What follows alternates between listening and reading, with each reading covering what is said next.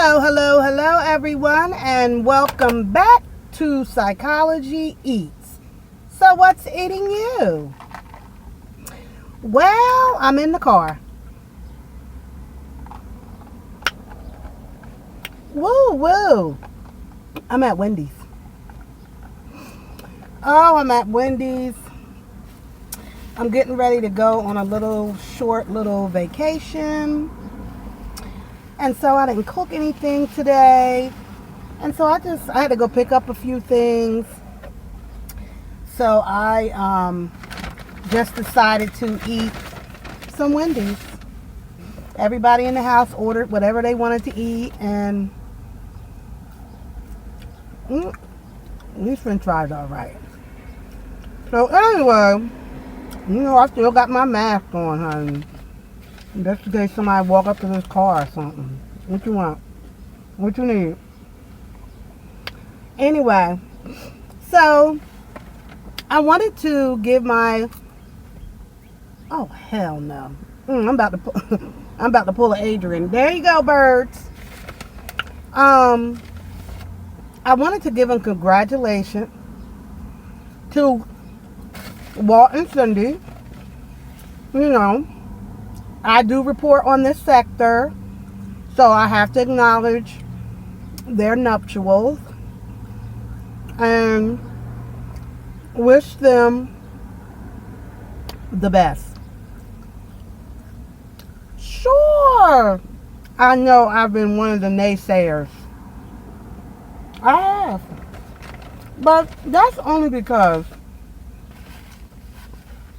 I have a trained eye for red flags. But you know what? People change. People change, people grow, and relationships evolve. And they may start out, kind of messed up. Or, they break up and then you get back together. People break up and get back together every day of the week. So, I believe that, they are really going to try their best to make this relationship last. Especially for all the people that said it's not going to last. So that's my question. Can a YouTube relationship last?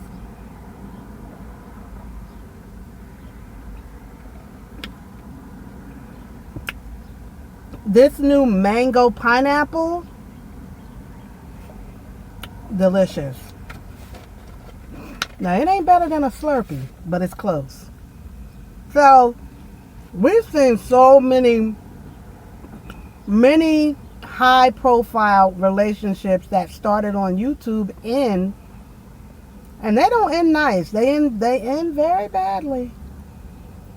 And I think a lot of the reason why is because of it being so high profile as far as other people in their business. As far as all of our nosy asses watching and speculating, on their body movements, on how they speak to each other. A lot of us are very insightful. You don't have to have a psychology degree to be insightful.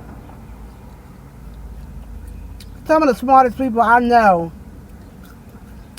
barely finished high school, if they finished it at all. And so, they are very insightful people. So, with that being said,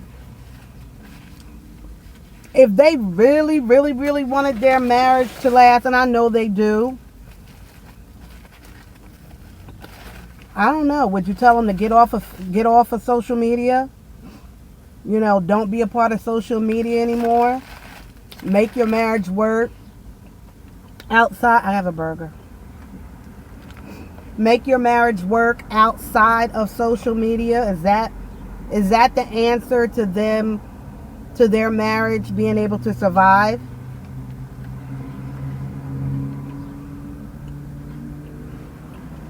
I don't know. Because social media is now, and YouTube is their life. Is not their life, but is their is the way they make their money, is the way that they pay their bills. So my suggestion, I guess, would be,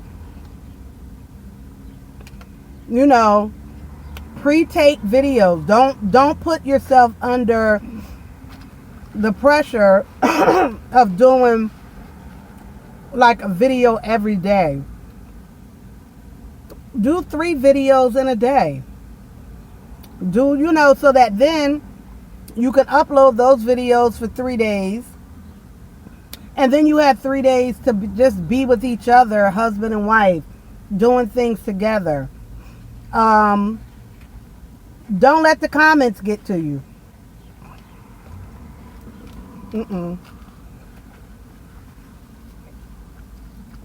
The comment section.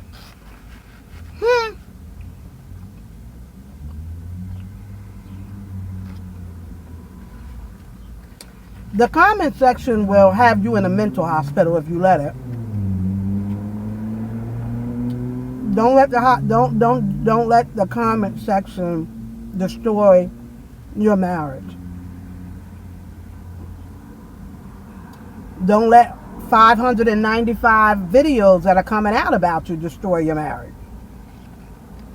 Y'all know what y'all got. You know what it is.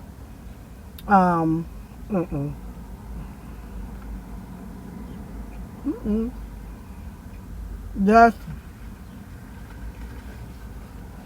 hold on to each other. And not allow other people, especially people that you don't even know, in the comment section. Don't do it. Mess up your marriage. Now, Walt, I know you don't watch these videos. I know you can't be so bothered. And you know what? That's good. That is actually very good. Because it'll just irritate you.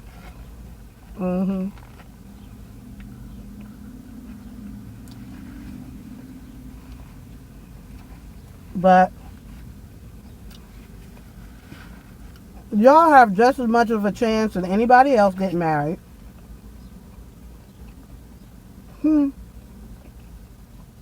We all take a chance when we get married. Like I said, that's not my statistic. That's statistically half of marriages will end in divorce in the United States. And that is for a lot of reasons. Now, as a therapist, a psychotherapist, I support, and I believe it is very beneficial for couples to have premarital counseling. Boy, you can figure out a whole bunch of stuff before you get married, huh? There you go, birds. I don't know if y'all have premarital counseling, because you know what? You don't have to share everything on your YouTube. But, well, you don't take me as a dude that will go to counseling, but I don't know.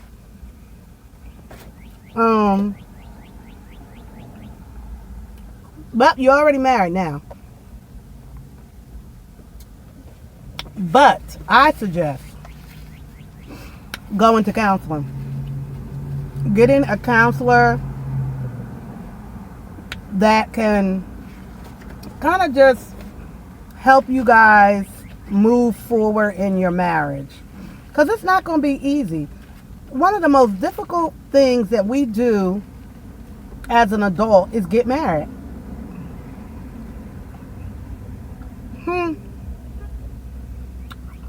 Somebody told me on my wedding day.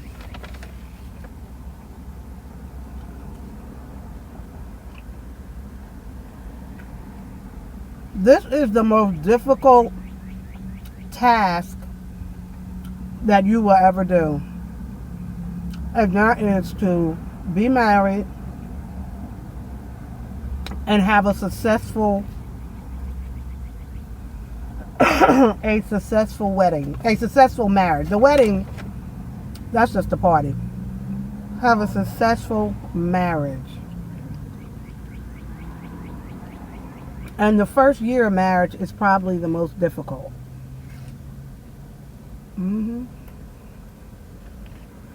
Because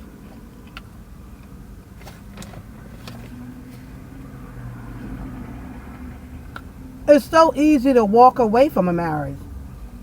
It's so easy to walk away from a marriage because as women, we don't have to stay in marriages that we don't want to be in anymore. Back in the day, we had to stay. We were literally property to our husbands. But today, thank God, we don't have to stay in a marriage that we don't want to be in, and a man don't need to stay either. So, that's part of the reason why marriages end, because we don't have the commitment like we had to have 100 years ago. Today, you can get up and bounce and do whatever you want. Walk and get up and walk away. She can get up and, and leave and go right back to, living life. Because marriage is hard. Marriage is hard work.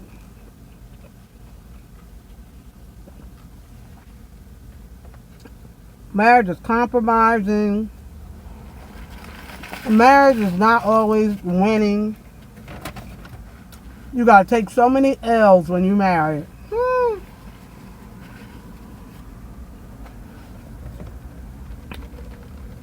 L after L, honey. And then, y'all have another dynamic.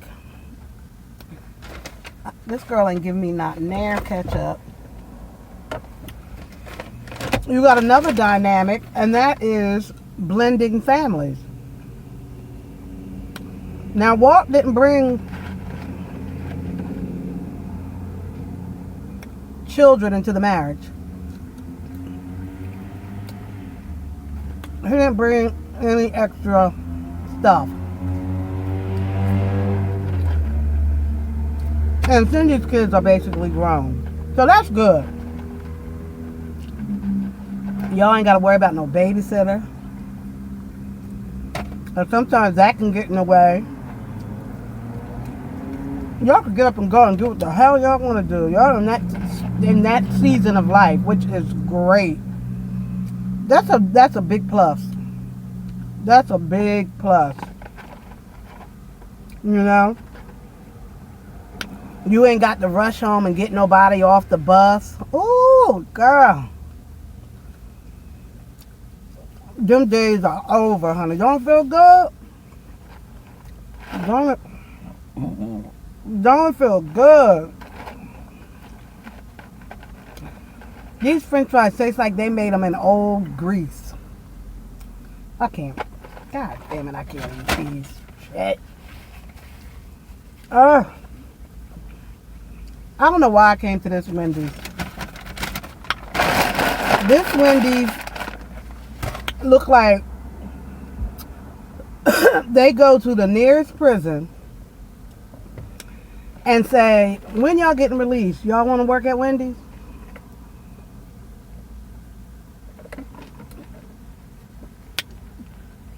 And don't train them. I can't do it. I usually go to a further Wendy's just because I know the food is going to be better. And every time I try to give these people another chance, and I don't. I can't. I cannot. I cannot. That was horrible. Now what I'm going to do? Now what am I going to do? I wanted to go to readers, but I don't think I want readers. Anyway, yes, so oftentimes as a therapist, I get people on the tail end of their marriage. Like they seek out marriage counseling when it is just, the marriage is just so broken, so much hurt, so much pain, so much crap has happened, and it's just almost no way you're going to be able to mend it. It's just no way. Too much has happened. So that's why I like to get people in the beginning of the marriage when they're really happy, really open, no drama has happened yet, and begin to work on, moving forward, how this marriage is going to be successful. Because the number one, I think it's the main two things that end a marriage is infidelity and money issues. And so when we look at Cindy and Walt, I hope that they have talked to each other and been honest with each other about what has happened during that breakup period. Because we all watched them in other relationships. Even though they didn't claim people, outright claim them, it was obvious that they was in other relationships. And it's important that they share as much as they want to share, as much as they need to know about those other relationships. Because let me tell you something. One thing I cannot stand is when another woman knows more or something about your man that you don't know. And it could be the littlest thing. But let's say, I break up with my husband and, we break up for a year. And in that year, he done found him someone else. And now he over there living with this lady and her dog. Let's say we call the dog Puppy. And now he over there living with, him and Puppy is living together with this lady. And let's say him and this lady get iPhone package together. I don't know. I'm just making this up. And they don't went on a trip, or they did this and the third. When we get back together, I'm going to need to know all what y'all was up to. Not every detail, but I don't want her to know any more about you than I know. So if y'all got an iPhone package together or something like that, I'm gonna need to know about that, because I don't need this heifer throwing up subs. That's why your man out here buying me phones. Like, now I'm looking like you bought her a phone. Like, come clean. Because I don't need no woman throwing no subs at me about what you and her did. I don't need to know all the details, but I'm going to need to know stuff.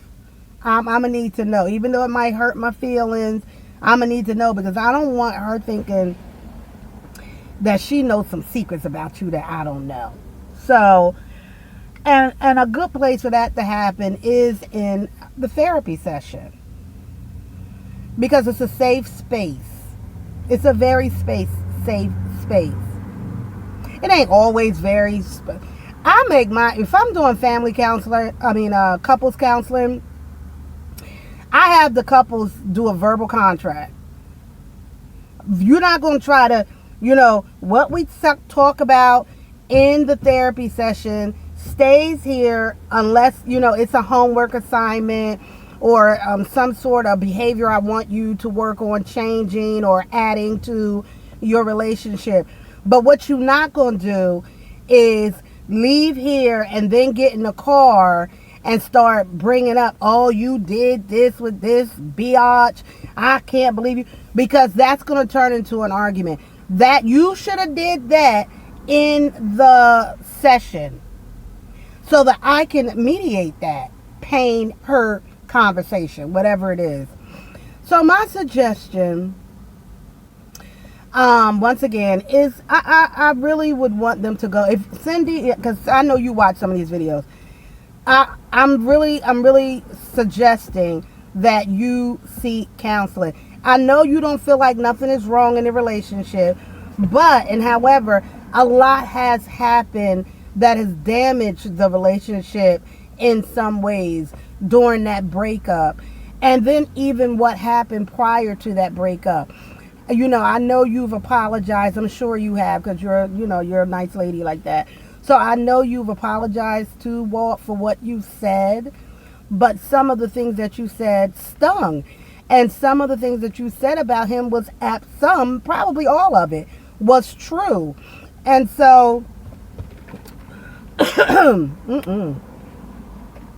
have you said to him, Walt, one thing that got on my nerves about you was how much time you spent playing video games. It was too much. Can you decrease that? You know, why? And then Walt could say, well, what makes it, why, how does it bother you? I'm not out in the street. You know, another good tip I got when I got married, one of my cousins had said to me, she was like, don't complain about if your husband is home playing video games or watching TV or doing whatever. You be grateful that he's home, because he could be in the street doing the most, or out in the street running women, gambling, drinking. He could be doing a lot of disrespectful things in the street. So appreciate the fact that your man wants to be home. And she was saying, and I had to learn that. Like, I really looked at my husband, was like, I appreciate the fact that you really home, and you really want to be home. You know what I mean? Because some men, if they don't want to be home, they're going to give you a hell of a time in the home. So the fact that Walt want to be home, or any other man, they want to be home. Yeah, they playing video games or whatever, but you know what? He's home. Because it's a lot of trouble he could be getting to in the street, or playing video games at somebody else's house.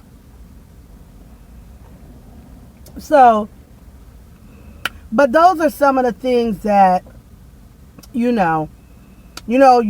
made reference to him being a bum. Usually that refers to like money.